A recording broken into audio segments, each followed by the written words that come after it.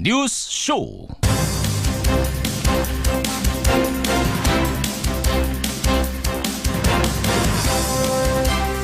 평양냉면 먹으러 꼭 평양에 오라오.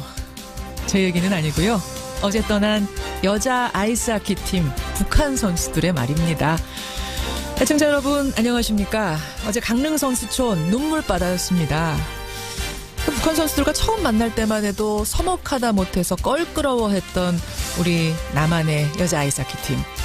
대체 3주 동안 이들에게는 무슨 일이 벌어졌던 걸까요? 우리는 역시 한 민족이었구나 이런 생각이 들던데 그 3주의 시간 동안 벌어진 일들 오늘 2부에서 여자 아이스하키 팀 직접 만나봅니다.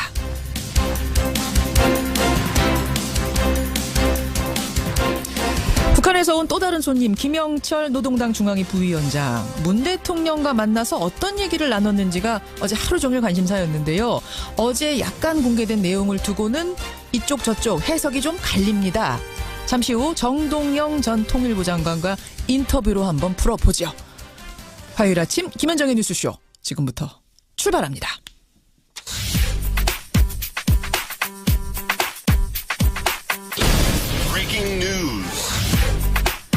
김현정의 뉴스쇼가 주목한 오늘의 포인트 김정훈 기자 나와 있습니다. 어서 오세요, 김 기자. 네. 첫 포인트 뭐부터 볼까요? 네, 다시 한반도에 운전대를 쥔 문 대통령입니다. 그러니까 김영철 노동당 부위원장을 결국 만났던 거예요. 네. 비공개로 폐막식 전에. 네. 이 자리에서 문재인 대통령이 비핵화에 대한 얘기를 직접 꺼냈다고요. 네, 아시다시피 핵을 생존 수단으로 여기는 북한한테 비핵화는 이제 껄끄러운 의제가 됐거든요. 그렇죠. 그런데도 문 대통령이 노동당 부위원장 면전에서 비핵화를 강하게 요구한 것인데요. 여기에 그치지 않고 그 방법론까지 제안을 했다는 것입니다.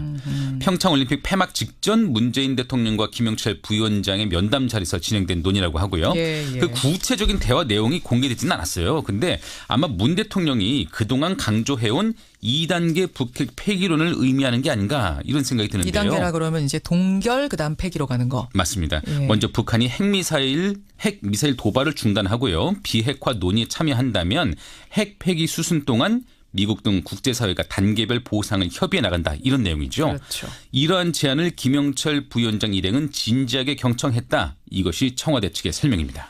예, 기적처럼 찾아온 기회다 이렇게 지금 청와대가 얘기하고 있는데 뭐 우리가 운전대를 쥐긴 했습니다만 이해 당사국도 북미가 이걸 어떻게 받아들이냐 이게 관건일 것 같아요. 맞습니다. 예. 김영철 부위원장 일행은 2박 3일 일정을 마치고 오늘 귀환하죠. 이후에 있을 북측의 공식 입장 한번 기다려봐야 되고요. 예.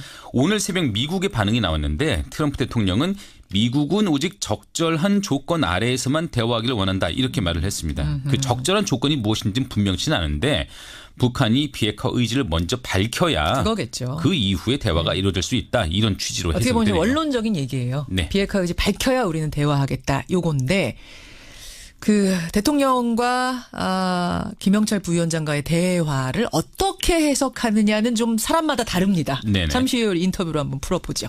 다음 포인트 갑니다. 네, 국정농단 몸통 박근혜의 형량입니다. 대단히 중요한 국면인 거죠 지금. 네네. 예. 오늘 결심 공판. 맞습니다. 오늘 결심 공판이고요. 검찰이 박 전 대통령에 대해서 구형을 하고 변호인단은 최종 변론을 합니다. 네. 통상 피고인 최후 진술을 하게 되지만 아마 오늘도 박 전 대통령은 나오지 않을 것 같고요. 구형량이 관심이죠. 대기업 출연 강요, 삼성의 뇌물수수, 문학의 지원 배제 등 공소 사실만 18가지입니다. 예. 이 중 13가지 공소 사실은 최순실 씨하고 겹치는데 앞서 검찰은 최 씨에게 징역 25년을 구형했거든요. 그거로 미뤄봤을 때 박 전 대통령 구형량은 얼마나 될 걸로 관측 나와요? 어쨌든 간에 이보다 가볍지는 않을 것이라는 관측이 나오고 있네요. 그렇겠죠. 네. 공범이니까. 공범인데 죄가 사실 더 많으니까. 네. 선고는 언제로 예상합니까? 3월 말 또는 4월 초쯤 있지 않을까 이렇게 관측이 됩니다. 마지막 포인트 하나만 더 보죠. 네, 파도 미투입니다. 정말 미투 선언이 끊이지 않고 하룻밤 자면은 유명한 사람들 이름 몇이 나오는데 또 누굽니까? 네, 유명 시사 만화가 박재동 화백도 후배 작가를 성추행, 성희롱했다 이런 의혹이 제기가 됐습니다. 박재동 화백이요? 네, 본인은 기억이 나지 않는다 이렇게 답을 하고 있고요. 또 배우 오달수 씨를 상대로는 성추행에 이어서 성폭행 의혹까지 제기됐고 뭐 예. 천주교 신부, 천주교 인권위 간부 역시 성추문에 휩싸였죠. 예. 뭐 상황이 이렇게 되니까 대통령까지 나섰는데요. 부끄럽고 아프더라도 이참에 실상을 드러내서 근본적인 대책을 마련해야 한다 이렇게 주문을 했네요. 최일아 씨는 먼저 고백을 했잖아요. 네. 근데 최일아 씨의 고백을 듣고 성추행이 아니라 성폭행 피해자가 꼭 할 말이 있다라고 나섰습니다. 잠시 후 2부에 연결해 보겠습니다. 수고하셨습니다. 네. 폐회식 직전 김영철 부위원장을 만난 문재인 대통령은 비핵화뿐 아니라 방법론까지 언급했고 김 부위원장 일행은 진지하게 경청했다고 설명했습니다. 우리는 최대의 압박 작전을 이어갈 것이고 북한의 변화를 볼 수 있기를 바랍니다. 문 대통령은 단순히 원론적으로 비핵화해야 된다라는 말뿐 아니라 어떤 방법을 택해야 하는지 그 방법론까지 언급을 했다. 그리고 김영철 부위원장 일행은 진지하게 경청을 했다. 여기까지가 청와대가 어제 밝힌 내용입니다. 그러니까 일요일 폐막식 전에 만난 자리에서 이 상당히 구체적인 방법론까지 오고 갔다는 건데요. 북한이 그동안 비핵화를 거론하는 것만 해도 극도의 거부 반응을 일으켜왔다는 점에서 경청을 하고 미국과 대화할 용의가 있다라는 말까지 했다는 건 긍정적으로 보자면 굉장히 좋은 시그널이고 부정적으로 해석하는 쪽에선 원래도 대화 의지 정도는 있었다. 이건 그냥 그저 원론적인 답변일 뿐이다. 이렇게 해석할 수도 있습니다. 이분은 어떻게 보고 계실까요? 전 통일부 장관, 민주평화당 정동영 의원 만나보죠. 정 의원님 안녕하세요. 네, 안녕하세요. 우선 어제 폐막식 전 대화 얘기 나누기 전에 지금 김영철 부위원장이 온 문제를 가지고 국회가 멈춰 있죠.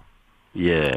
이거 어떻게 보세요? 굳이 김영철 부위원장이 와야 됐느냐? 이거는 우리를 골탕 먹이려고 하는 거 아니냐? 한국당의 주장은 그건데요. 겨울이 가면 얼음이 녹잖아요. 그렇죠.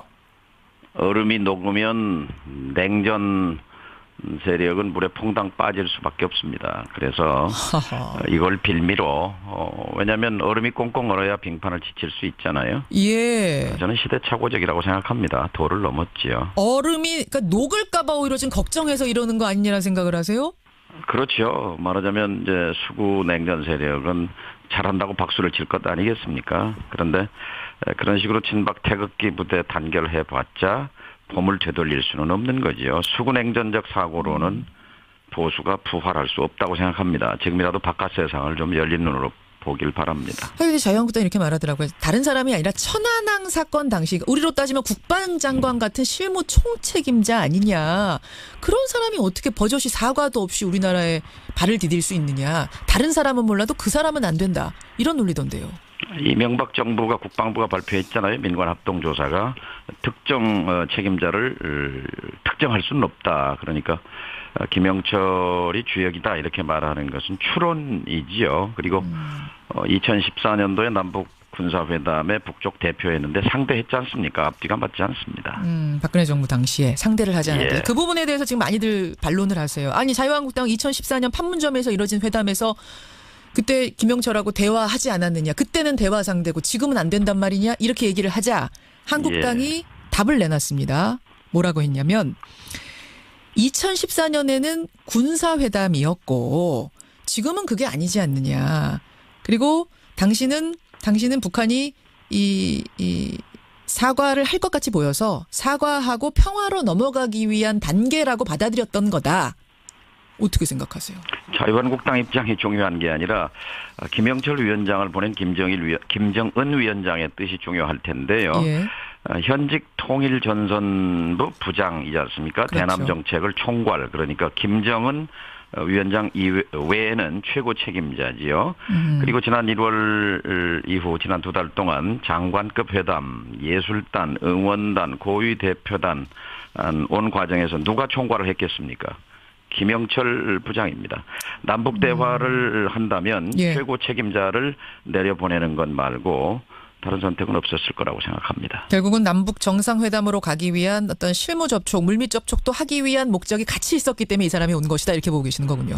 그렇죠. 가장 책임자니까요. 책임 있게 대화를 주고받을 수 있는 거죠. 이런 그리고 김영철 부장의 방남 과정에 대한 설명에서 이게 판문점 채널 논게 아니라 비공식 협의 과정에서 전달받았다 이렇게 설명을 했어요. 정부가. 그 말은 무슨 말이냐면 평양의 노동당 통일전선부와 국정원 간의 핫라인이 복원됐다는 의미거든요. 이건 굉장히 중요한 시사점입니다. 남북관계가 달라진 거죠. 그렇게 보시는군요. 아니나 다를까 문재인 대통령이 폐막식 전에 김영철 부위원장을 만났답니다. 회동을 하고 비핵화를 언급을 했다. 그러자 방법까지 언급을 했대요. 그랬더니 김영철 부위원장이 통일전선부장이 우리도 북미 대화에 용의가 있다. 이렇게 밝혔다는 걸 어제 청와대가 알렸습니다. 뭐 그 네. 이상의 구체적인 내용까지는 안 나왔습니다만 어떻게 해석하세요? 이 대화는. 거기서 빠진 말씀이 있는데 용의가 아니라 충분한 용의가 있다. 충분한 용의와 용의는 다르다.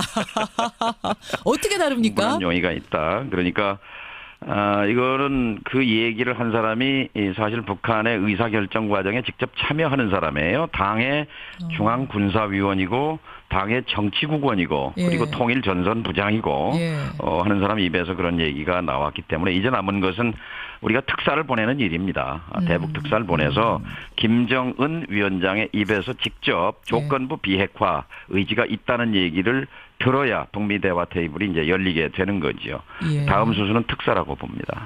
지금 충분한 용의가 있다. 충분한을 꼭 붙여야 된다라고 말씀하셨는데 예. 근데 북미 대화하고 싶다는 건 북한이 항상 했던 말이잖아요. 새로운 얘기는 아니잖아요. 다만 미국은 아니 너희들 그렇게 하려면 우리 만나려면 비핵화 선언 먼저 해라. 안 그러면 못 만나주겠다. 이게 항상 부딪혀가지고 안 됐던 예. 거 아닙니까?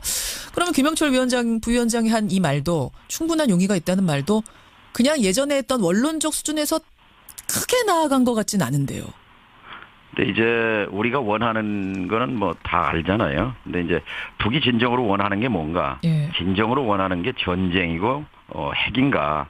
아니면 그들의 의도가 무엇인가를 직접 김정은 위원장을 만나볼 필요가 있는 거지요. 예. 지금 객관적으로 보면은 북이 느끼고 있는 것은 두 가지일 겁니다. 하나는 공포지요. 혹시라도 진짜 전쟁이 날지 모른다는 공포. 예. 그다음에 고통입니다. 제재와 압박으로부터 오는 고통. 이 공포와 고통 두 가지를 갖고는 지금 김정은 위원장이 제시한 핵무력 완성과 경제발전 이 두 가지의 병진 전략이 불가능합니다. 예. 핵무력 완성은 선언을 했는데 경제발전은 불가능하잖아요. 예. 자, 그래서 공포로부터 벗어나고 고통으로부터 벗어나는 것이 국가 전략 목표겠죠. 그것을 위해서 평창에 참여한 것도 사실은 남북관계를 겨냥한 것이지만 남북관계 뒤에 있는 예. 북미관계를 겨냥한 것이라고 봅니다. 그러니까 우리 북미 대화 의지가 있다. 이건 전에도 얘기했고 지금도 얘기하는 거지만 그때와 지금은 온도차가 있단 말씀. 북한은 끊임없이 서울보다는 워싱턴을 주목합니다. 예, 한국 예. 대통령의 말보다는 미국 대통령이 무슨 말을 하는가에 늘 안테나를 세우고 그렇죠. 보거든요. 예. 그래서 김영철 위원장이나 김여정 특사가 예. 부부장이 여기 와서 듣고 싶었던 것은 미국에 대한 이야기, 트럼프 대통령에 대한 이야기, 또 남북 관계에 대한 한국 정부의 의지 이런 것들을 듣고 확인하고 싶었을 겁니다. 예. 뭘 들었을까요, 좀? 그렇죠. 한국 정부의 의지는 확인했을 것이고 예. 또 한국 대통령은 미국 대통령과 4차례나 공식 정상회담을 했고 한 달에 한 번씩 통화하잖아요. 예. 한미 동맹이고 그러니까 한미 동맹을 통해서 한국을 통해서 정동 의원님? 정 의원님? 전화가 조금 문제가 생겼나요? 정동영 의원님? 예, 전화에 조금 문제가 생긴 것 같습니다. 그러니까 북미 대화에 용의가 있다라는 이 말, 충분한 용의가 있다라는 이 말, 예전에도 했고 지금도 하는 말이지만 분명히 지금에는 온도차가 있다. 왜냐, 북한이 예전보다 훨씬 공포와 제재에 의한 압박을 받고 있는 상태이기 때문에 비핵화로 나아갈 수 있는 첫걸음을 지금 뗀 상태 아닌가라고 정동영 전 장관, 정동영 의원은 해석을 하고 계시는 것 같아요. 정동영 의원님. 예, 유선 전화를 연결했는데 어떻게 뚝 끊어졌습니다. 그러셨어요. 중요한 말 하고 계셨는데 근데 제가 알아들었고요. 예. 지금 청취자 질문도 들어오고 제가 꼭 하나 좀 끝으로 드리고 싶은 말이 뭐냐면 지금 보수 진영을 중심으로 4월 위기설, 4월 전쟁설 이런 게 일파만파 퍼지고 있더라고요. 예. 이거 따지고 보면 작년에도 4월 위기설이 있었던 것 같은데 어떻게 보세요? 4월 군사훈련이 있고 이제 백악관에서 뭐 북미 대화로 안 가면 거친 뭐 단계가 있을 거다라고 해서 최대 압박 뭐 이런 것들이 근거일 텐데요. 예. 어쨌든 최근에 그 미국 언론들에 나온 그 부정확한 보도가 이것을 증폭시킨 건 맞는데요. 그러나 정확한 근거 없는 이런 그 불안감 부추기기는 우리 국민에게 치명적인 위해를 준다고 생각합니다. 가짜 뉴스입니까? 가짜 뉴스? 미국은 예.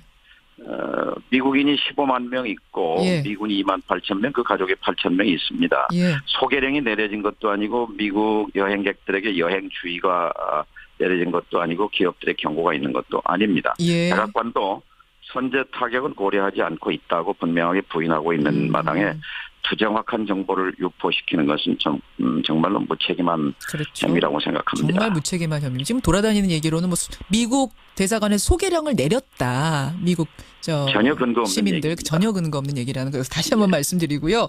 아까 특사 얘기하셨는데 지금 한 20초밖에 안 남았습니다만 예. 특사로는 누가 가면 좋겠습니까? 두 가지입니다. 하나는 김정은 위원장을 만난 사람이었는데 없잖아요. 그러니까 아버지 김정일 위원장과 접촉했던 만났던 사람이 중요하고 예. 또 하나는 문재인 대통령에 가장 가까운 거리에 있는 사람이어야 합니다. 그런 사람 있어요? 두 조건을 충족하는 사람은 서훈 국정원장이 적임자라고 생각합니다. 아, 국정원장. 국정원장이 움직이면 뭔가 좀 은밀하고 비밀스러운 느낌이 들어서 국민들한테는 썩 좋진 않다 뭐 이런 평하는 분들도 계시던데. 남북관계에서 김대중 대통령 시절에 임동원 국정원장이 김정일 위원장과 예. 상당히 신뢰가 있는 그 채널을 갖고 있었던 것이 굉장히 중요했죠. 아마 서훈 원장이 움직이는 것이 북에도 남에도 편한 그런 입장이라고 생각합니다. 여기까지 말씀 듣겠습니다. 고맙습니다.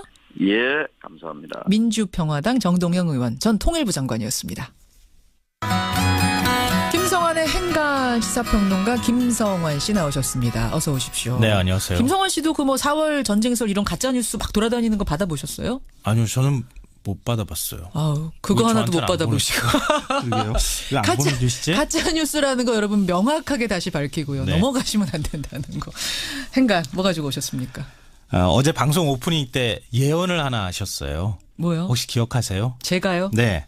평창 동계올림픽에 막이 내려지고 이명박 전 대통령 검찰 조사에 막이 올랐다. 그 얘기 했죠. 이 예언이 딱 맞아 떨어졌어요. 이 전 대통령 아들 시영 씨에 이어서 사위 이상주 삼성전자 전무가 검찰의 압수수색과 밤샘 조사를 받았습니다. 사위가 이번에는 조사를 받았습니다. 네, 그러니까 사위까지 조사받은 이명박 전 대통령. 이 뉴스의 행간을 좀 살펴볼까 합니다. 이상주 전무, 여러분들 좀 이름은 생소하실지 모르겠습니다만 MB의 맞사위이자 MB가 가장 신뢰하는 인물이다 이렇게 알려졌죠. 네, 맞습니다. 예. 그래서 검찰의 행보가 심상치 않다 이렇게 보는 건데요. 예. 이 전 대통령은 슬하에 3녀 1남을 뒀습니다. 그러니까 이상주 전무 아내 주연 씨가 장녀입니다. 장녀. 그러니까 이 전 대통령 입장에서는 맞사위거든요. 그렇죠. 그만큼 좀 믿고 의지한 측면이 있고요. 예. 최근에 이제 이 전 대통령이 뭐 소송과 관련되고 검찰 수사과 관련되어 있는 부분에서 상당히 의무로 많이 도와준 것으로 저도 알고 있습니다.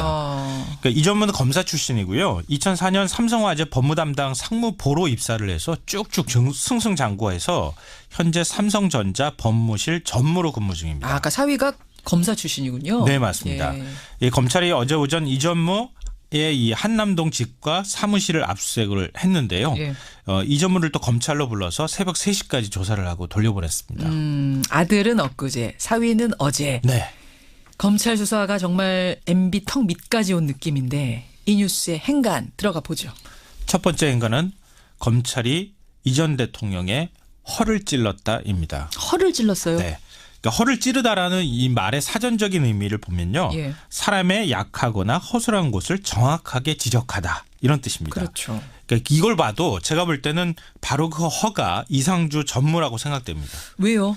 그러니까 이 전 대통령은 사위를 압수수색할 거라고 제가 볼 때는 전혀 상상을 못했던 것 같습니다. 그러니까 계속 언론에 이름이 오르내리던 아들이야 뭐 예상할 뭐, 수 예, 있지만 사위는 사실 이름도 우리가 생소할 정도인데 그렇죠. 사위를 압수수색할 거라고는 예상 못했을 거다. 네. 그러니까 그동안 검찰이 삼성을 여러 차례 압수수색을 했거든요. 예. 근데 이 전무는 그 수사선상에서 비켜나 있었습니다. 그러니까 삼성이 BBK 소송비 40억 원을 대납했다고 얘기가 나오고 있지만 그 연결고리는 이 전 대통령과 고려대 동문인 이학수 전 부회장이었거든요. 그렇죠.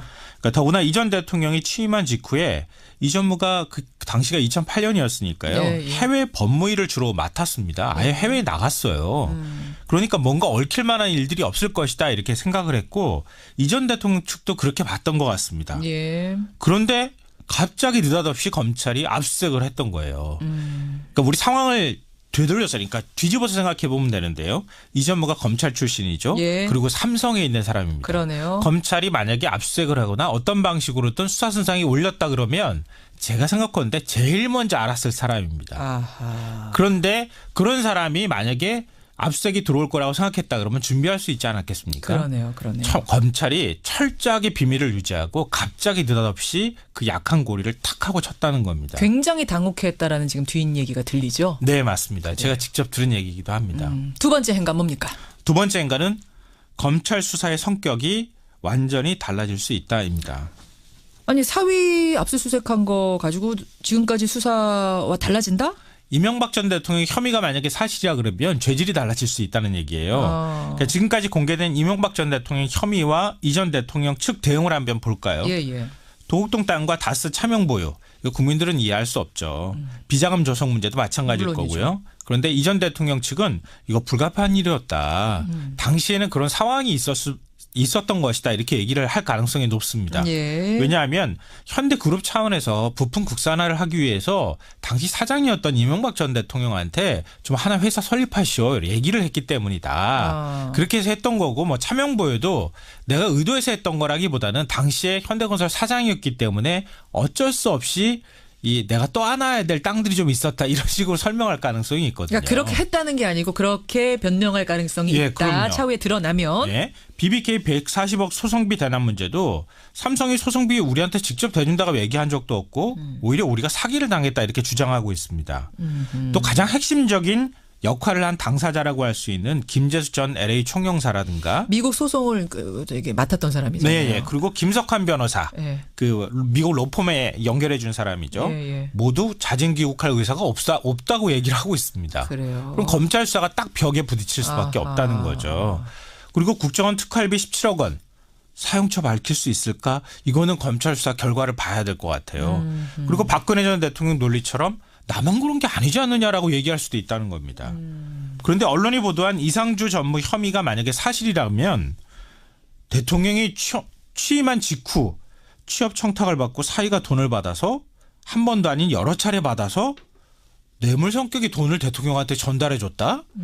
이거는 국정원 특활비 문제 뇌물 성격하고는 다른 완전히 파렴치한 뇌물이 돼버리는 겁니다. 그러네요. 이 전 대통령이 어떻게 대응할지는 모르겠지만 그동안의 검찰 수사의 결이 달라질 수도 있다는 겁니다. 또 다른 혐의가 추가되면서 수사가 다른 방향으로 또 결이 달라질 수도 네. 있다. 마지막 행간은 뭔가요? 마지막 세 번째 행간은 이제 더 나올 고구마 줄기도 없다입니다. 이건 또 무슨 말씀이세요? 이 전 대통령 수사 보세요. 뭐 형님 조카 사돈 측근들이 줄줄이 계속 딸려 나왔잖아요. 예. 그리고 혐의 같은 경우에도 뇌물의 직권남용, 뭐 횡령, 배임 여러 가지 혐의들이 줄줄이 다 나오기 시작했습니다. 예. 근데 맨 처음에 검찰이 타겟을 삼았던 것은 다스 실소유주 의혹하고 BBK 140억 원 회수 의혹이었어요. 맞아요. 거기서부터 시작했죠. 근데 이렇게 줄줄이 고구마 줄기처럼 나왔거든요. 예. 이 전 대통령 아들 시영 씨 검찰 수사하는 거 보고 소환 조사하는 거 보고 아 끝이구나 했는데 갑자기 이상주 전무가 툭 튀어나온 거예요. 네. 그러면 여기 더 있을까요? 이 다음에는 제가 볼 때는 없다는 거예요. 이제는 그럼 이 전 대통령만 남았다 보시는 거군요. 검찰이 회심의 카드로 마지막으로 남겨놓은 카드가 이상주 전무라는 겁니다. 예. 그럼 이제 남은 것은 이명박 전 대통령밖에 없겠죠. 이 상황에서 이명박 전 대통령이 천안함 주범을 이렇게 대접하는 거 부끄럽다. 뭐 이런 또 그것도 마지막으로 예, 나밖에 안 이런 남았다고 메시지. 하는 그 상징적인 장면을 보여주는 것 같습니다. 보수 진영이 우리 날 좀 도와줘 뭐 이런 예. 외침처럼 들리기도 했는데요. 여기까지 오늘의 행간 수고하셨습니다. 네, 고맙습니다. 김현정의 뉴스쇼 2부 출발합니다. 아까 전에 제가 가짜 뉴스 소개를 해드렸더니 많은 분들이 아유 가짜 뉴스도 뉴스 나름이죠. 3조 원 뉴스 같은 건 도대체 누가 믿습니까? 이일준님 뭐 왜 많은 분들이 문자 보내주시는데요. 카톡을 중심으로 해서 이런 것들이 막 퍼져나갑니다. 하여튼 조심하셔야 됩니다, 여러분. 예, SNS 중심으로 도는 뉴스들이 가짜 뉴스들이 너무 많다는 거 다시 말씀을 드리고요. 2부에서는 미투 운동. 하룻밤 자고 나면 또 나오고 끝이 없습니다. 그제였죠. 배우 최일아 씨가 자진해서 먼저 사과를 했습니다. 사죄를 했습니다. 근데 이 사죄를 듣고 더 괘씸해졌다라고 말하는 피해자 한 분이 나섰습니다. 잠시 후 그 피해자의 얘기 직접 들어보죠. 어제 강릉 선수촌을 눈물바다로 만들었던 여자 아이스하키팀, 남북 단일팀. 참 이 결성되기 전엔 여러 가지 말들 많았습니다. 선수들도 꺼려했습니다. 그런데 무엇이 이들을 이렇게 변화시킨 걸까요? 우리 여자 아이스하키 대표팀 최지연 선수, 19살입니다. 최지연 선수 잠시 후에 만나보고요. 그 전에 오늘 뉴스닥 있는 날 허성무 소장, 이준석 위원장도 만나겠습니다. 50원에 담은 100원의 장문 유료 문자 샵 1212 카톡 레인보우까지 열어놓고 출발합니다. 성폭력 피해자들의 미투 선언이 여기저기서 나오고 있죠. 이런 가운데 이례적으로 과거 성추행 사실을 스스로 고백하고 사죄를 한 사람이 있습니다. 배우 최일화 씨. 지금 맡고 있는 한국연극배우협회 이사장직, 세종대 교수직, 그리고 모든 드라마, 영화, 광고에서 하차하겠다. 이런 입장까지 내놓았는데요. 그런데 그 이후에 추가 폭로가 나왔습니다. 성추행이 전부가 아니다. 당신을 볼 때마다 피가 거꾸로 솟는 느낌이었다. 진정한 사죄를 하라. 이런 글이 SNS에 올라온 겁니다. 자, 어떤 얘기인지 이 피해 당사자께 직접 들어보죠. 최일화 씨와 같은 극단에서 배우로 활동했던 분이시네요. 본인의 요청으로 익명 또 음성 변조를 해서 연결한다는 점 여러분께 양해 부탁드립니다. 안녕하세요. 네, 안녕하세요. 극단에서 활동하셨던 게 언제쯤입니까? 91년도예요. 91년. 그럼 한 27년, 6년 네. 됐네요. 네네. 예. 지금은 극단 활동 안 하고 계시고요. 네, 안 합니다. 자, 배우 최일화 씨. 25일에 한 언론하고 인터뷰를 하면서 성추행에 대해 사죄한다. 법의 심판을 받겠다. 이러면서 먼저 고백을 했습니다. 근데 그게 다가 아니다. 이런 글을 올리셨어요. 네, 그 성추행에 관련된 분은 저하고 다른 분이라고 생각을 합니다. 저는 또 다른 사건 성폭행인 거예요. 성폭행을 당하셨어요? 네. 아니, 그러니까 성폭력에는 말로 하는 성희롱이 있고 물리적인 접촉을 하는 성추행이 있고 네. 강제 성관계를 하는 성폭행이 있는데 네. 사실 다 성폭력이지만 성추행하고 성폭행은 아주 다른 차원이거든요. 네. 그게 지금 최일화 씨가 사죄한 건 성추행이었는데 지금 인터뷰하시는 분께서는 성폭행을 당하셨다고요? 네, 성폭행입니다. 어떤 일을 당하신 겁니까? 제가 대학교 졸업을 하고 예. 신시라는 극단에 들어가서 극단 신시. 네, 극단 신시에 들어가서 애니깽이라는 작품을 했어요. 유명한 작품이잖아요. 네, 굉장히 유명한 작품이죠. 그렇죠. 연습을 하는데 그 최일화 씨가 제가 발성이 좀 안 된다고 그래서 한 일주일 정도 새벽에 발성 연습을 한다고 나오라고 하더라고요. 예. 그러다가 술을 한잔 하자. 그래서 저는 뭐 극단 선배고 아무 서스럼 없이 술을 했는데 거기서 저의 어떤 연기나 발성에 대해서 문제 지적을 하더라고요. 그런 얘기를 하고 밤도 깊었고 네가 술이 좀 취했으니 내가 집을 데려다 주겠다라고 하면서 네. 집을 데려다 주는 과정에서 그런 성폭행이 이루어진 겁니다.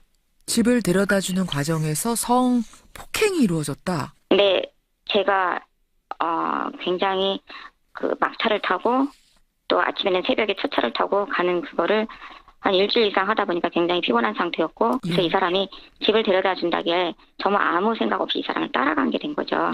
예. 네, 그러다가 제가 그때 취해서 잠이 들었어요. 잠이 들었는데 이상한 일이 일어나는 것 같은 느낌이 들어서 그러니까 제 몸을 만지는 느낌이 드는 거죠. 예. 그랬더니 이 사람이 추행을 하고 있었던 거예요. 그때부터 제가 굉장히 강하게 저항을 하면서 뿌리치려고 했지만은 저는 그때 굉장히 힘이 없었고 마음먹고 달려드는 사람의 힘은 제가 어떻게 할 수가 없었습니다. 그렇죠.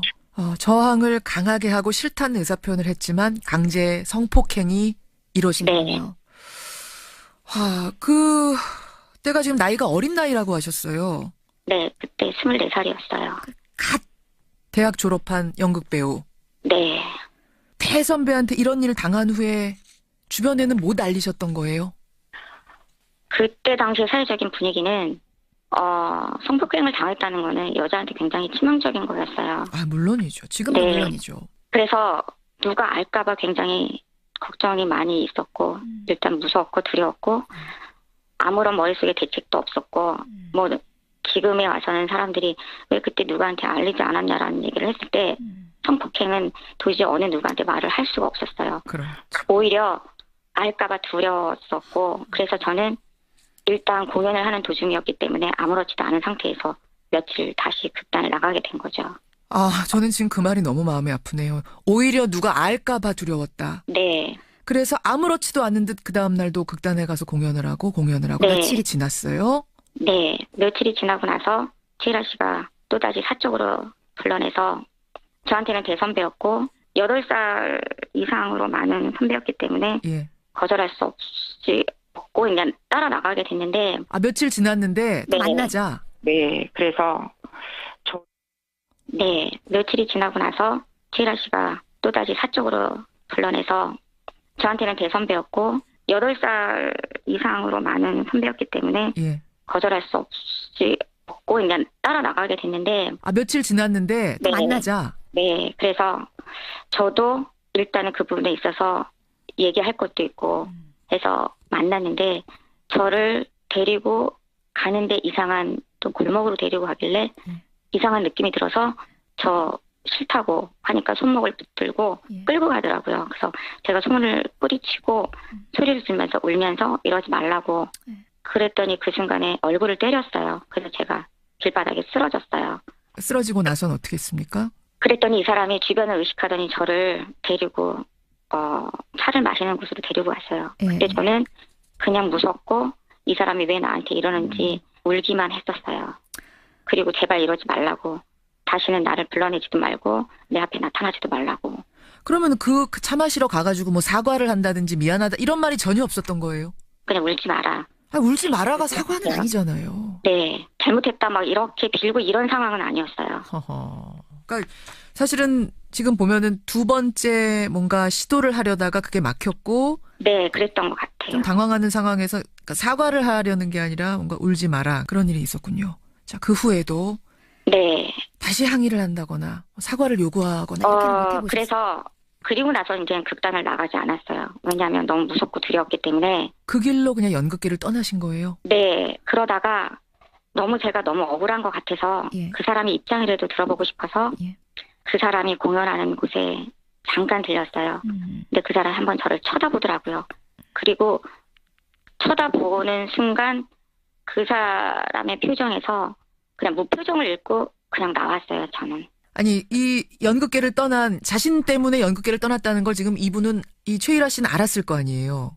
느낌으로. 글쎄요. 저는 그것 때문에 저의 꿈이 그 길로 완전히 사라졌잖아요. 그러니까. 그게 그 사람한테 제가 굉장히 분노를 느끼는 부분이에요. 그러니까 피워보지도 못하고 그 일 때문에 꺾여버린 꿈인데 네. 지금 20년이 넘도록 그 고통을 그럼 혼자만 알고 사과도 못 받고 이렇게 지내오신 거예요. 네. 자, 그런 최일아 씨가 이 글 올라오기 전에 먼저 고백을 했습니다. 이 뉴스를 보면서 어떤 생각이 드셨길래 이런 글을 올리게 되신 거예요? 제가 미투 운동이 일어나면서 저도 동참을 많이 하고 싶었어요. 예. 그런데 너무 오래전에 이를 밝혀서 어느 누구도 제 말을 인정하려고 안 할 것 같았고 그래서 용기 내기가 쉽지가 않았어요. 왜냐하면 잘못 내가 얘기했다가 혹시 무고죄로 고소를 당하지 않을까. 처음에 글을 썼다가 몇 번 지웠어요. 그러다가 한 번은 몇몇 사실만 올리고 굉장히 그동안 힘들었다는 얘기를 했는데 주변에서 이니셜에도 밝혀라. 되게 힘들었겠구나라는 글들이 올라오더라고요. 예. 그러다가 자진해서 그렇게 발표하는 걸 보고 아, 나만 당한 게 아니라 성추행을 했다는 또 다른 사람들이 또 있구나. 그러면 이 사람은 자기가 잘못을 뉘우치기는커녕 그런 거를 계속적으로 했던 그런 상습적인 사람이구나라는 거에 그때 화가 나서 아, 이젠 나도 동참을 해야겠다라고 결심을 하게 된 거예요. 아, 그러니까 나의 성폭행 말고 성추행도 또 있었는 모양이구나. 네. 상습적인 어떤 이런 성추행, 성폭행을 계속 저질러 왔구나라는 생각이 드니까 더 괘씸한 생각이 드셨고. 네. 아마 최일아 씨, 지금 우리 피해자분 음성 변조도 하고 실명도 안 밝히셨지만 최일아 씨가 들으면 누군지 단번에 알 수 있겠네요. 지금 뭐 상황들 들어보니까. 제가 다른 매체하고 인터뷰를 했을 때 그 최일아 씨가 도대체 그 사람이 누구냐, 얼굴을 보기라도 했으면 좋겠다라고 얘기했을 때 좀 어이가 없었습니다. 그러니까 최일아 씨가 다른 매체하고 인터뷰하면서 이런 성폭행을 당했다고 주장하는 여성이 나타났는데 어떻게 된 거냐 그랬더니 그 사람 누군지 모른다라고 했어요. 네. 예. 그래서 그 부분에 대해서 그 사람이 이렇게 추행을 하고 폭행을 하는 사람이 너무 많아서 모르는 건지 아니면 자기의 죄를 감추려고 해서 모른다고 하는 건지 제가 만약에 인간이라면 못 잊죠. 그 부분이 정말 저 역시 궁금합니다. 그러니까 모를 수가 없다는 말씀이시군요. 이 성폭행 사실을. 알겠습니다. 지금 최일아 씨가 법의 심판을 난 받겠다 이렇게 얘기를 했지만 2013년 이전에 일어난 일들에 대해서는 이게 물을 수가 없습니다.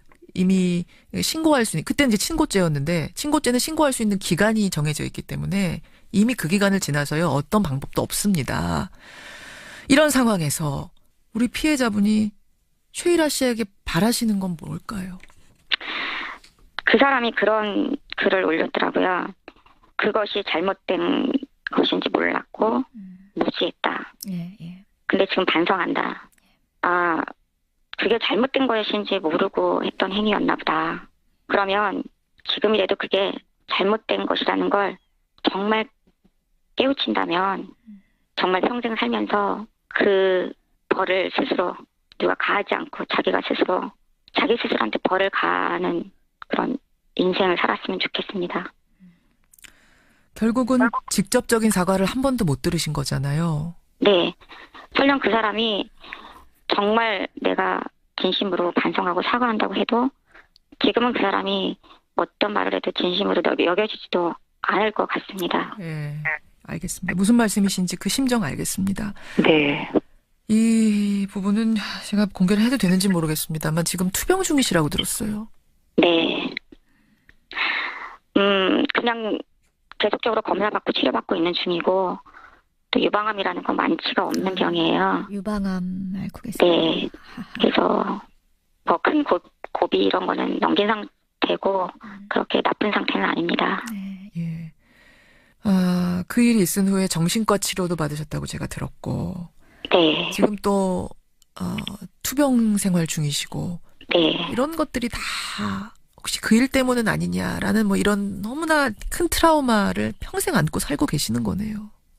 저는 내 인생이 그 일 때문에 완전히 바뀌었다고 생각을 합니다. 인생이. 예. 저는 정말 연극 배우가 되고 싶었고 제 꿈도 있었는데 그 꿈도 사라졌고 제가 잘못한 것도 없는데도 저 자신한테 굉장히 죄책감을 느끼고 살았고 이게 제가 음성 변조를 요구한 것도 이게 그날 폭행이었다면 음성 변조를 안 하겠지만 성폭행이라는 건 여자한테는 굉장한 치명타이거든요. 아직은. 네. 저는 잘못이 없었는데 저한테 자꾸 책임을 물으려고 하는 거죠. 힘내시고요. 힘내시고요. 지금 이제 과거의 성추행 사실을 자진 고백했기 때문에 그래도 자진 고백한 사람이 폭로 당한 사람보다 낫지 않은가 뭐 이런 이야기도 있습니다만 말씀을 듣고 보니 그렇게만은 생각할 일은 아니구나 이런 생각도 좀 들고요. 도대체 미투 운동 도대체 이 우리 사회의 성폭력이 어느 정도였는지를 다시 한번 생각하게 되는 계기네요. 고맙습니다. 네, 감사합니다. 네. 과거의 성추행 사실을 사죄했던 최일아 씨 이 글을 보고 이 인터뷰를 보고 성폭행 사실을 추가 폭로한 피해자 만나봤습니다. 저희가 배우 최일아 씨의 입장도 듣고 싶어서 연락을 시도했지만 전화를 받지 않았다는 점도 말씀을 드리죠.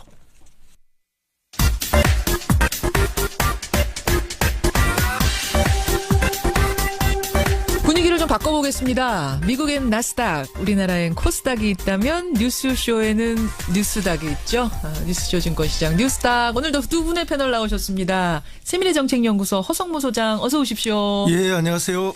소장님 오늘은 되게 다시 점퍼 입고 오셨네. 양복 벗으시고. 예, 오늘은 이제 서울 생활 정리하고 이삿짐을 빼가는 날입니다. 이사한 날이세요 오늘? 예. 창원으로 가세요? 예. 이사한 날 지금 들리신 거예요? 그렇습니다. 이사 잘하시고요.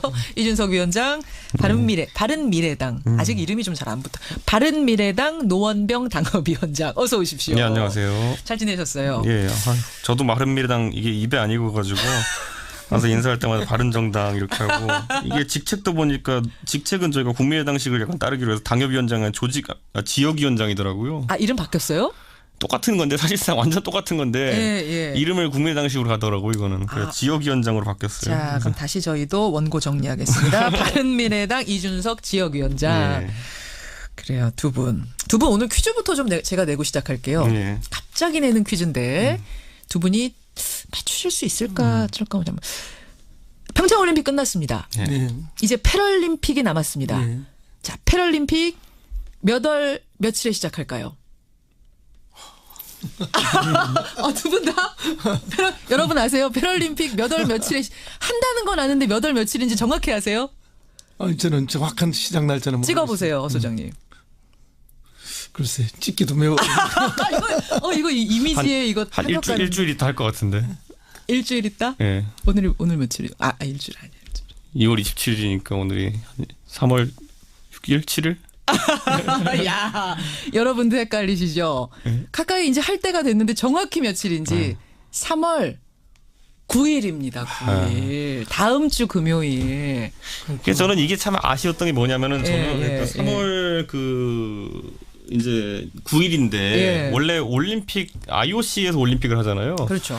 근데 이게 저는 패럴림픽도 IOC에서 하는 줄 알았더니만은 IPC라고 따로 이제 조직이 있더라고요. 산하 조직 같은 건가요? 그런데 아닙니다. 이제 병렬 조직 비슷하게 따로 있는 거라 가지고 IOC의 예를 들어 폐막식 행사에서 그러니까 올림픽 동계올림픽 폐막식 행사 우리 봤지만은 거기서 IPC에서 하는 그 패럴림픽에 대해서 조직적인 홍보나 이런 걸 하지 못하게 돼 있다 그러더라고요. 핑계 대지 마세요.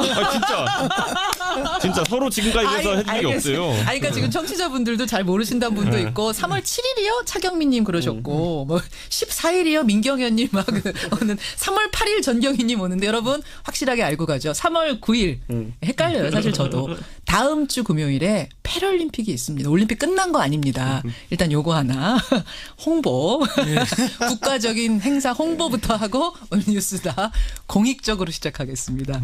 자, 이번 주 상한가 하한가 뭘 가지고 오셨을까? 하한가부터 좀 가볼까요? 하한가. 허성무 소장님. 예, 저는 오랜만에 김무성 자유한국당 의원을 하한가로 골랐습니다. 자유한국당 김무성 의원, 이준석 위원장 누구 골라오셨어요? 저는 한미동맹 골랐습니다. 한미동맹. 두 분이 제 느낌에는 뭔가 좀 비슷한 어느 지점을 하한가로 고르신 게 아닌가 싶은데 허성무 소장님. 예, 김무성 의원은 바른정당 창당할 때 주도적으로 하셨고 그렇죠. 다시 거기를 탈당하고 자유한국당으로 돌아가셨는데 그러면서 이렇게 언론에서 사라져 버렸습니다. 근데 오랜만에 언론에 나타났는데 나타난 제목이 보시면은 자유한국당 천안함 폭침주범 김영철 방한저지 특별위원회 위원장이라는 정말로 긴 제목의 위원장의 타이틀로 언론에 등장하셨는데 모노게 도로에 가서 앉아 농성하는 모습으로 나타났습니다. 근데 이제 이게 뭐 우리가 잘 아시다시피 이분은 그 2012년 대선 때인가요? 그때 그 남북 정상 대화록을 줄줄이 막 읽어내면서 왜곡해서 국민들에게 전달을 하고 선거에 악용했던 그런 전례가 있는 분이죠.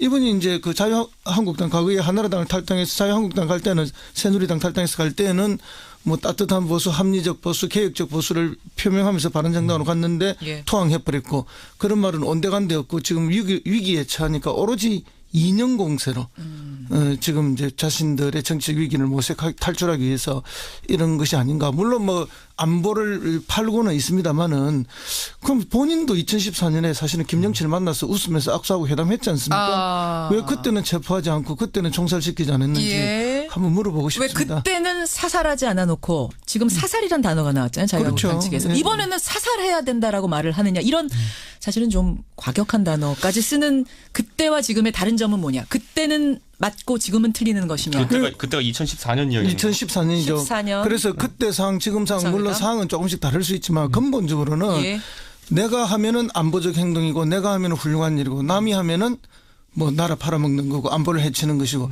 이런 식의 아주 극단적인 내로남불 오직 정치적인 이해관계로서 안보를 바라보거나 남북관계를 바라보는 태도가 아닌가 그렇게 봅니다. 굉장히 지금 핫한 주제를 먼저 떠올리셨네요. 김영철 북한 부위원장, 노동당 부위원장이자 통일전선 부장의 이 방남 문제. 이준석 위원장 제가 알기로는 정반대 의견을 가지고 계신 분이죠. 그렇죠. 사실 저는 2014년이랑 2018년은 좀 다르긴 다르다라는 생각을 하고요. 2014년에는 뭐 군사 당국자 회담에 나온 거니까 거기서 뭐 우리가 그를 인정하고 말고 할 게 아니라 상대 쪽에서 이제 회담 보냈을 때 판문점의 중립지대에서 이제 만난 거기 때문에 예. 저는 뭐 그거랑 지금 이제 와서 환대를 받는 상황이랑 좀 다르다라고 할 수 있을 것 같고요. 근데 일단 입장을 좀 정확히 확인할게요. 이준석 위원장 그러면은 김영철 이번에 대표단으로 오는 거 폐막식 오는 거 막았어야 된다 이쪽이신 거예요. 막다기보다는 북한의 의도를 좀 의심하게 되는 거죠. 그러니까 왜 하필이면은 논란이 있는 인물을 보내느냐. 왜냐하면 북한도 제가 지난번에도 한번 얘기한 것 같은데 예. 북한이 지금까지와는 다르게 좀 잘해보려고 한다라는 인상을 저도 받았거든요. 그러니까 예. 김여정 오고 뭐 이렇게 사는 걸 보면서. 근데 잘해보려고 한다라고 평가를 하려고 하는데 굉장히 뭔가 자극적인 인물이 내려왔다는 게 특히 천안함에 대해 가지고 이제 논란이 있는 인물이라는 게 저는 북한이 왜 이런 선택을 하지라는 생각을 좀 하게 됐습니다. 굳이 왜 김영철인가? 그러니까 대화를 할 때 있어가지고 예. 상대방을 자극하지 않는 메신저를 보내는 것도 굉장히 중요한데 예를 들어 뭐 똑같은 얘기를 했을 때 지금 예를 들어 뭐 자유한국당 쪽에서 바른미래당에 뭔가 사절을 보내면서 예를 들어 뭐 과거에 바른정당에서 넘어간 분들 이런 분들 다시 보낸다면은 뭐 하자는 거냐 이렇게 나올 수밖에 없는 거거든요. 굳이 왜 그 사람? 왜 하필이면 그 사람이 와가지고 우리한테 얘기하냐라고 하는 거거든요. 이게 딱 맞는 비유인지는 모르겠습니다만 허 소장님. 제가 볼 때 전혀 잘못된 비유고요. 오히려 긍정적인 측면으로 우리가 봐야 될 게 예. 북한에도 강경파와 온건파가 있습니다. 우리 대한민국에도 뭐 강경파, 온건파가 있고 또 비둘기파, 매파 뭐 있죠. 다양한 또 의견이 있지만 예. 어쨌든 이제 군사적인 문제가 중심적인 의제가 될 수밖에 없고 그 중에서도 뭐 핵 동결, 핵 폐기 뭐 이런 것들이 이야기될 수밖에 없는 상황에서 예. 북한 내에 가장 강경파고 군부 실세들이 사실은 당사자로 오는 게 오히려 회담하기에 나는 더 낫다고 봅니다. 아, 강경파 당사자 실세가 온 것이 남북정상회담, 북미회담 푸는데 오히려 더 이득인 것이다. 그렇습니다. 왜냐하면은 북한 내에 뭐 비둘기파들이 오거나 온건파들이 예, 예. 왔다면은 우리 자극 덜 할 사람이 여기서 왔다면 뭐 이야기가 돌아가서 북한 내부에 가서 깨어지는 경우가 많잖아요. 먹히겠느냐 거기서. 그렇게 되면 오히려 회담의 실효성이 떨어집니다. 물론 북한이라는 체제 자체가 예. 김정은 뭐 그 이전에 죽은 자기 아버지 김정일 이 사람들이 뭐 다 결정 내리는 거지만 예. 그렇더라 하더라도 이제 내부의 강경파, 온건파는 항상 있기 마련인데 최고의 강경파들이 와서 차라리 회담을 하고 어떤 결과를 내면은 그것이 북한 내에서 오히려 관철되는데 더 낫다는 것이죠. 그런데 이제 강경파라고 하는 것은 강경파라는 입장이 강경하다 이외에 경직성이 있다라는 것을 의미하는 것도 있기 때문에 전 세계에서 어떤 협상하더라도 협상을 할 때 의지가 있다고 하면 강경파를 보내지는 않습니다. 대부분 보통 뭐 직업 외교관이라는 유화파를 보내게 되지 우리도 뭐 예를 들어 회담하는 데 있어가지고 예. 예를 들어 박근혜 정부를 만약 치환해서 본다면은 예. 예를 들어 대북 협상하는 데 있어서 뭐 김관진 장관 같은 강골 부인을 보내 협상한다는 건 사실 좀 이해가 안 가는 근데 상황이거든요. 이번에는 이례적으로 외교상도 같이 왔어요. 같이 왔죠. 네, 그게 같이 굉장히 좀 주목받는 부분이거든요. 김영철이 상징하는 지금 사실상 최고 단장급으로 왔는데 예. 상징하는 인사가 그 사람이 이제 상징하는 의미는 결국 강경파라는 거 아까 허 소장님 말씀한 예. 것처럼 그렇다면 경직성을 띌 수밖에 없는 것이고 이번에 대통령께서 어쨌든 뭐 회담하면서 비핵화에 대한 부분을 언급했다고 하기 때문에 저는 최소한의 그거는 다행이라고 생각하지만은 예. 김영철이 그에 대해 가지고 가타부타 말이 없는 거 뭐 어쩔 수 없는 거겠지만 입장 변화가 없다는 것을 의미하기 때문에 저는 김영철이 아까 말했던 것처럼 뭐 협상의 유연성을 주기에 가져온 사람은 아니다. 결국에는 경직성을 그대로 노출시키기 위해서 온 사람이지. 자, 요 부분에서도 지금 해석이 갈리는 거예요. 어제 문재인 대통령 그제군요. 만났을 때 비핵화에 대한 얘기를 하자. 김영철이 북미 대화에 충분한 의지가 있다라고 답했다라는 게 지금 청와대 발표입니다. 예. 이것을 두고 그냥 원론적인 차원일 뿐이다라는 게 이준석 위원장의 그렇죠. 실제로 얘기고. 미국이 원하는 정도의 어쨌든 선제적인 어떤 방안이 나오지 않는 한 별로 의미가 없다라는 미국이 안 받을 말씀이신 거거든요. 거고. 그렇게 하는 거는. 자, 허 소장님 아까 정동영 의원은 충분한 의지가 있다. 이거는 상당히 변화된 거다라는 해석 그렇습니다. 어느 쪽이세요? 이 사람이 내려온 것 자체가 상당한 변화의 의지를 갖고 온 거라고 저는 그런 상징성이 오히려 있다. 뭐 강경성을 유지하고 판을 깨려고 온 게 아닙니다. 판을 깨려면 오지도 않죠. 이제 그런 면으로 하나 볼 수가 있는 것이고요. 그다음에 이제 이렇게 뒤에 이제 실무자들이 외교 실무자들이 따라오지 않았습니까? 예. 이제 이것은 사실은 이제 물 밑에서 아주 활발한 실무 접촉이 있을 거다. 저는 그렇게 보는 거죠. 그러니까 지금 뭐 예. 전제로 예. 핵 폐기를 또는 핵 동결을 바로 비핵화를 선언해야만 대화를 할 수 있다. 그건 대화가 아니에요. 그렇지 않습니까? 이제 그러면 역으로 뭐 미군을 철수하고 또는 뭐 군사훈련을 완전히 중단하고를 전제로 대화를 하자. 네. 그럼 대화가 아니잖아요. 대화하지 말자는 이야기가 되는 거거든요. 대화를 통해서 결과가 나와야 되는데 결과를 전제 조건으로 내고 대화가 되겠느냐 이 말씀이신 그런데 거죠. 이제 그럼에도 불구하고 왜 자유한국당 홍준표 대표와 김무성은 이렇게 강경하게 나오느냐. 예. 저는 뭐 간단하다고 봅니다. 사실 이분들 올림픽 시작도 되기 전부터 올림픽 실패하기를 바랬던 분처럼 행동했어요. 평양올림픽. 네, 그렇게 하면서 했지만 올림픽은 갈수록 성공적으로 진행됐고 지금 성공적으로 마무리됐습니다. 이 과정에서 얼마나 초조했겠습니까? 초조해서 그런 네, 저는 뭐 그런 면이 분명히 하나 있다고 보고요. 그다음에 두 번째는 당내 역학관계입니다. 당내 역학관계에서 뭐 국민들은 올림픽 때문에 다 못 보고 넘어갔을 가능성이 있는데 홍준표 대표가 어쨌든 공천권을 자기 마음대로 행사하려 하다가 재선 그 중진 의원들이 강력하게 반발했습니다. 이건 모르는 분들 많으세요. 근데 이게 설 사이에 일어난 일이죠. 예, 그러니까 이제 중진 의원들하고 그러면 공천권 지방선거 공천권 일부를 중진 의원들한테 주겠다는 뜻이 이야기를 했으니까 또 재선 시도위원장들이 초선 시도위원장들이 또 반대를 했어요. 그러니까 다시 그걸 없앴다 버렸어요. 이렇게 내부에서 엄청난 그 공천권을 둘러싼 그 리더십이 흔들렸습니다. 근데 이런 과정들에서 밖으로 이걸 돌려야 되거든요. 그러니까 이제 강경한 투쟁으로 지금 나왔다고 봅니다. 요 내부 온 도로에 쓰레기를 그렇게 버려놓고 가는 정도의. 일단 내부에 어떤 헤게모니가 있다는 얘기는 동의하세요? 저는 뭐 자유한국당 내에서 당연히 그거야 뭐 당내 정치를 위해 쓰는 면도 있었지만은 저는 이번에 북한의 태도 변화를 본 데 있어가지고 우리가 해석한 거 말고 저는 그냥 노동신문 가끔 봅니다. 보면은. 근데 23일, 25일 북한이 뭐라 그랬냐면요. 절대적으로 핵무력을 완성하겠다 그랬어요. 그렇기 때문에 23, 25일 동안에 과연 북한의 어떤 사정 때문에 그런 말을 하게 된지 모르겠지만은 어쨌든 핵무력을 완성하겠다는 입장이 변화하지 않은 상황 속에서 저는 이번에 평창올림픽 끝나고 나서 미국의 압박 수위와 또 그에 따른 지금까지 미국이 압박하면 할수록 북한 항상 대응 조치로서 핵실험이나 아니면 미사일 실험 해왔거든요. 어떻게 태도에 변화할지 한번 봐야 될 것 같습니다. 저는. 봐야 될 것 같다. 오늘 그러니까 한미동맹 골라온 것도 결국 이 얘기하시는 거였죠? 그렇죠. 이 얘기하기 위해서 사실 한미동맹이 굉장히 위험한 상태에 도달했다. 아니냐. 특히 이번에 제가 알고 있는 바로는 지난 11월에 이미 이 한미 연합 군사훈련을 연기시키면서 3월 중에 훈련을 재개하기로 이제 사실상 내 일정이 합의됐다라고 제가 알고 있는데 그랬을 때 과연 이번에 그 정부에서 이 일정 그대로 가자고 할지 아니면은 한미 정상회담이 여러 가지 이유를 들어서 한 번 더 연기하자고 할지에 따라 가지고 미국의 태도가 아주 크게 변할 수 있다라는 얘기가 나오고 있습니다. 알겠습니다. 허 소장님 마지막 한마디 하한가 덧붙일 말씀 있으세요? 뭐 저건 김무성 의원은 그 다시 국민들 앞에 화면 속에서 이렇게 드러내는데 너무 못난 모습으로 나와서 안타깝다는 말씀을 드리고요. 그리고 한미동맹에 대해서 걱정들 많이 하시는데 한미동맹은 걱정하실 필요가 없다. 왜요? 지금 청와대 정의용 안보실장이 뭐 실시간으로 미국 백악관과 의논하면서 모든 걸 조율해가면서 이렇게 진행되고 있는 상황이기 때문에 걱정하지 마시래요. 이준석 위원장. 이준석 위원장 너무 걱정 안 하셔도 되고 국민들도 한미동맹 걱정 안 하셔도 된다는 말씀. 왜냐하면은 동맹이라고 해서 언제나 모든 것이 완벽하게 일치되는 것은 아니죠. 그 약간의 간극이 있을 수도 있고 지향점이 다를 수도 있고 그걸 언제나 맞추고 조절해가면서 하는 건데 오히려 미국은 더 강경한 모습을 보이고 대한민국은 어쨌든 중재를 위해서 애쓰는 이런 모습들도 사실은 저는 뭐 한미 간의 긴밀한 협조 속에서 진행되는 거라고 그렇게 보고 있습니다. 지금 다 되고 있는 거다. 내 손은 약손이다 하면 이게 배가 안 된 상황은 아니고 이게 보면은 결국에는 희망 고문이 아니라 지금은 현실을 봐야 되는데 결국에는 북한의 태도 변화가 무엇을 비롯되었냐에 대해서 약간 이견이 있을 수 있겠지만은 지금의 대북 압박 모드라는 것이 상당한 수준까지 올라와 있기 때문에 아시다시피 지금 캐나다 잠수함이 처음으로 태평양을 건너가지고 우리 근해에서 활동하고 있습니다. 그 정도로 선박 수색 및인데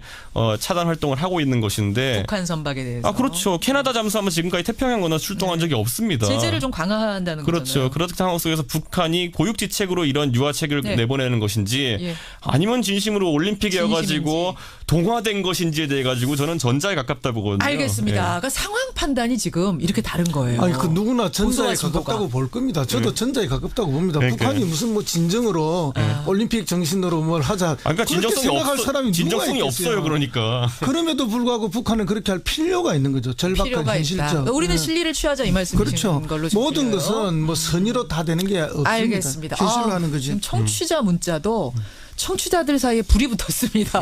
불이 붙어서 지금 논의를 하고 계시는데 좋습니다. 뭐 이야기는 사실은 쉬운 문제가 아니어서 여기까지 일단 하한가 보고요. 상한가 가보죠. 상한가. 이준석 위원장. 저는 이번에 또 똑같은 맥락에서 이번에 서훈 국정원장을 상한가로 골랐습니다. 서훈 국정원장 저는 왠지 알겠네요. 아까 정동영 의원도 서훈 국정원장이 특사로 갔으면 좋겠다 했는데 그렇죠. 그래서 부르신 거예요? 아무래도 임종석 실장이 처음에 많은 역할을 할 것이다 드러나는. 예. 그런데 이제 가면 갈수록 임종석 실장 같은 경우에는 또 보수층에서 보았을 때 불편할 수 있는 부분이 있기 때문에 서훈 국정원장이 이번에 뭐 김영철과의 뭐 접선을 사실상 했을 거라는 보고요. 그러니까 아니면 서훈 국정원장의 지령을 받아서 어떤 분들이 했을 거라 보고요.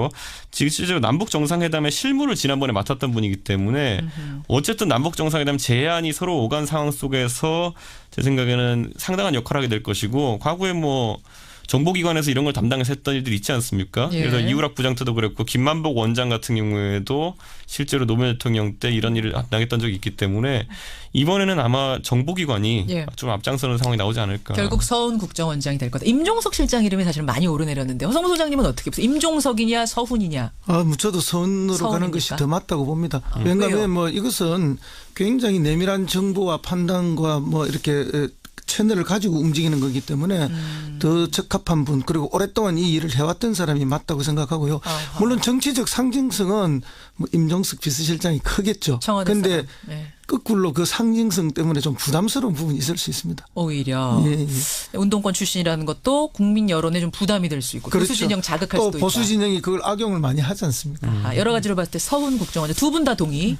저는 그렇습니다. 저는 그리고 서훈 국정원장 같은 경우에는 지금까지 대북 예. 교섭함에 있어가지고 예. 제가 봤을 때 크게 이제 뭐 예를 들어 굴종적인 태도를 보인다든지 보수층에서 우려하는 그런 사안들이 좀 눈에 띄지 않은 인물이었기 때문에 아무래도 정보 업무를 바탕으로 해서 이제 하시는 거기 때문에 조금만 좀 느낌이 다릅니다. 아니 제가 표현 하나 때문에 꼭 말씀을 드려야 되겠는데요. 뭐 어떤 표현 걸리셨어요? 이 굴종적 태도라는데 네. 북한의 굴종적 태도를 보이는 대한민국 사람 누가 있습니까? 아니요 이번에 솔직히 말씀드리면 이번에 예, 김영철 예. 왔을 때 예를 들어 제가 그럼 깨어놓고 통일부 관계자나 이런 분들 같은 경우에는 뭐 90도 인사하고 이런 것들 뭐 물론 아주 작은 부분일 수 있겠지만 90도 인사가 굴종적이다. 90도 인사인 사람은 없고 제가 그 사진이 막 다니는데 사진 보니까 한 35도 정도 인사했더라고요. 했는데 이게 어떻게 35도입니까? 그런 걸 90도 하면서 자, 제가 사진 나중에 다시 한번 판독해보고 예. 35도인지 60도인지 그리고 90도인지 보겠습니다. 최소 70도입니다. 그리고 아니 근데 90도로 인사했다고 하더라도 그게 무슨 또 이게 굴종적인가요? 손님이 온 거에 손님 잘 대해서 맞이하는 거지. 우리가 매너 차원에서 인사했다 이렇게 또 봐줄 수는 없는 거예요. 옛날에 김장수 장관 굴종이라고 봐야 지금은 또 되는 아니라 거. 그러지만 꽃꽃장수라고 추켜 세웠던 네. 게 바로 지금의 집권 세력입니다. 아하. 집권 세력이 그 축에 세웠던 게 아니고 꽃꽃장수라고 일본 김장수. 네티즌들이 한 거지. 일본 네티즌들이 한 거다. 두 분이 이거 가지고 이렇게 싸우실 줄은 몰랐는데. 그러니까 지나치게 어떤 단어 한두 개를 가지고 그 전체를 덮어씌우게 하고 그 프레임으로 이렇게 규정하려고 하는 이런 거에 우리의 미래를 밝게 하지 않는다. 그것이 오히려 우리 남쪽 내 남남 갈등만 일으키는 거다. 조금 대승적으로 보자. 그럼요. 이런 말씀이신 네. 거고. 이준석 위원장 뭐 대승적으로 보는 건 좋죠. 하지만 또 굴종적으로 보수가 보기에는 그런 것도 있다는 걸 감안해라. 저는 그 대승적이란 표현이 예. 예를 들어 기분이 불편하실 수 있는 분들이 예. 내가 이걸 이해해 주마 하면서 하는 게 대승적인 거지. 이번에 대승적이란 표현은요. 김영철 오는 거에 대해 가지고 정부에서 뭐라 발표했냐면요.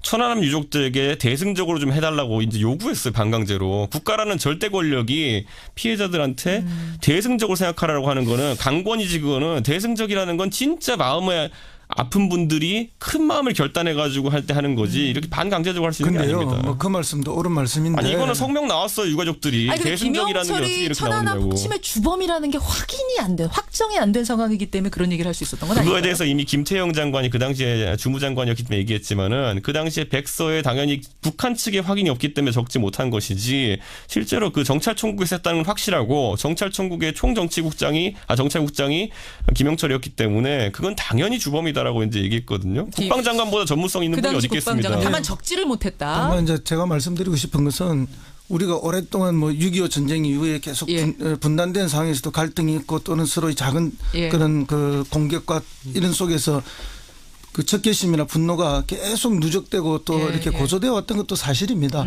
또 그런 것 때문에 우리 국민들 대다수가 북한에 대해서 뭐 아주 분노하고 있고 적개심을 가지고 있는 것도 지금 사실인데 그렇다고 해서 그것만 자꾸 강조해서 그러면 남북 관계를 망가뜨린 상태로 물론 북한이 더 우선적으로 망가뜨리는 게 많지만 예. 이렇게 가는 것만이 옳은 것인가 그럴 때 대승적으로 우리가 더 나은 미래를 위해서 여러 가지 판단을 해야 된다는 거죠. 사실은 천안함이 폭침되던 날 아침에 제가 굉장히 눈물을 흘린 사람입니다. 왜냐하면 그 생존자 구조자 명단에 제 당 조카가 나왔어요. 그 배에 타고 있었습니다. 그리고 그 조카의 친구들 동기생들 2명이나 그 사망을 했어요. 그러니까 우리도 당사자입니다. 당사자인데 그렇다고 해서 늘 적개심만 가지고 있다고. 물론 적개심은 가슴속에 늘 가지고 있을 수 있죠. 또 그래야 되고 그 잊지 않아야 되고. 그렇지만 더 나은 미래를 위해서 뭘 할 것인가도 동시에 생각해내야 된다. 아니요. 그 말씀 드리고 싶습니다. 딱 한 가지 말씀드리자면요. 만약 그런 상황에서 그런 걸 원했다면요. 이번에 이 김영철에 대해 가지고 김영철이 오겠다는 얘기를 들었을 때 유가족들이나 아니면 참전했던 병사들한테 물어봤어야 되는 겁니다. 이렇게 해도 괜찮겠느냐 했을 때 거기서 먼저 우리가 대승적으로 받아들이겠다고 했을 때는 대승적인 단어가 되는 거죠. 이준석 위원장, 어서문 소장님.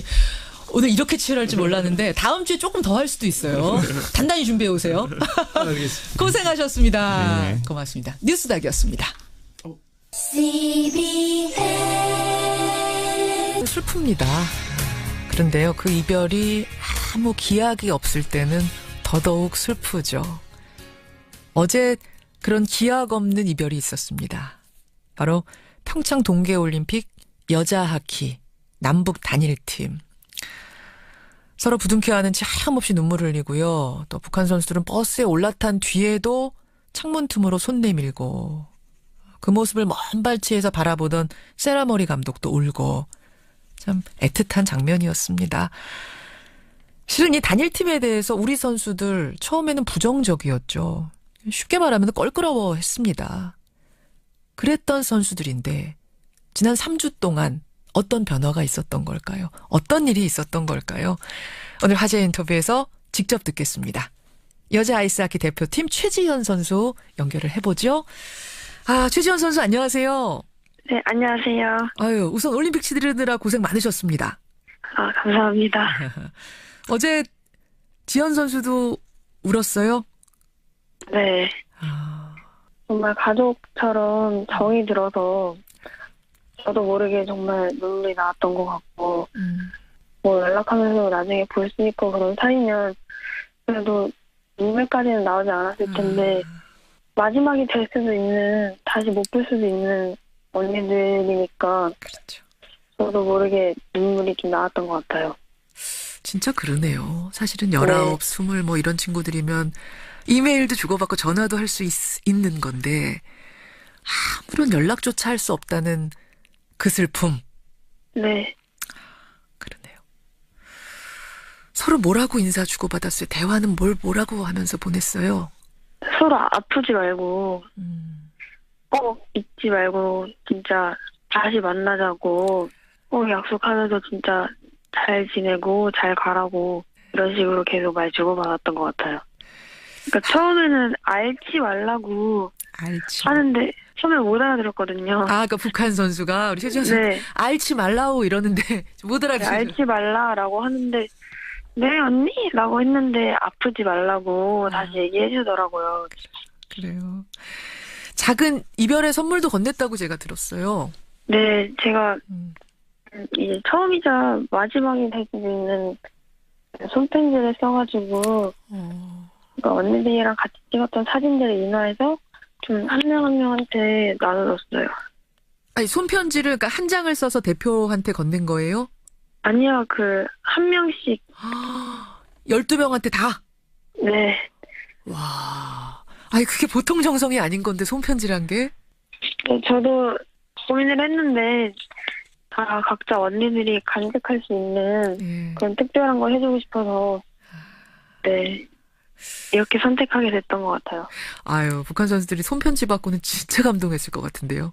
언니들이, 진짜 친했던 언니들도, 막 그거 받고 막 울었다고 하더라고요. 너무 처음에는 제가 되게 애기 같은 모습이어가지고 되게 언니들이 애기 같을 줄 알았는데 이 편지 읽고 정말 어른 같다고 막 그랬었어요.